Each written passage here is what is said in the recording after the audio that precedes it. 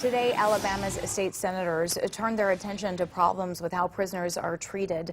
The Way 31I team wanted to know where the Senate stands on what the governor and attorney general call a priority, reforming the state's pardon and parole board. Way 31's Breken Terry joins us live from outside the State House after asking that question to the man responsible for pushing it through.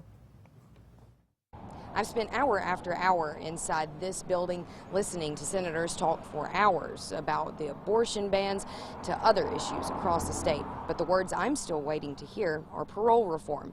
The sponsor of the parole bill now says it's taking a little bit longer than expected. As the legislative process moves, I can imagine that happening the next couple of weeks. But to the families of victims across the state, Cam Ward's assurances don't mean much. And a lot of victims' families, they know that this session is going to be coming to a close. I know there's been talk. This bill's going to pass. This bill will pass, whether it's now or special. I'm committed to doing it now, but this bill's going to pass. Attorney General Steve Marshall personally had his hand in both the Senate and House parole bills, introducing them in April. Marshall and Governor Ivey demanded change by the Alabama Pardon and Parole Board last October. Those demands followed a Way 31I team investigation that uncovered a parole system lawmakers call broken. It's a matter of public safety, and any delay jeopardizes public safety going forward. But Senate Bill 42 seems to be delayed. In the past 2 days, the Senate approved an abortion ban and overhauling the state's Board of Education. I pressed the Attorney General to explain why parole reform is taking so long and what he and the governor are doing to speed up the process. And in fact, I had a conversation with Governor Ivey about it today to give her an update on where we were. She has been a champion on this issue. She's been very engaged in the discussion and believe this is a very important bill for her as well. But whatever the governor is doing remains private.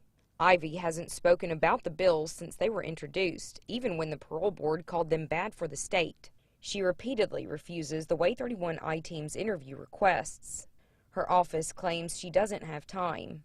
But in the past 2 days, she's had time to tweet and email congratulations to senators about several bills they passed, and announce participating in ceremonies across the state.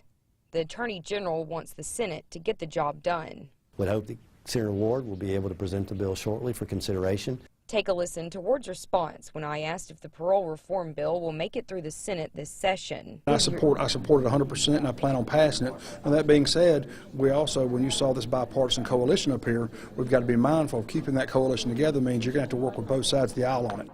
But there are 8 Democrats on the other side of the aisle in the Alabama Senate compared to the 27 Republicans. It's another reason why victims' families are worried about the delays. Ward did tell me he hopes to have the parole bill on the Senate calendar for next week. And Governor Ivey, our offer still stands. In Montgomery, Breken Terry, Way 31 News.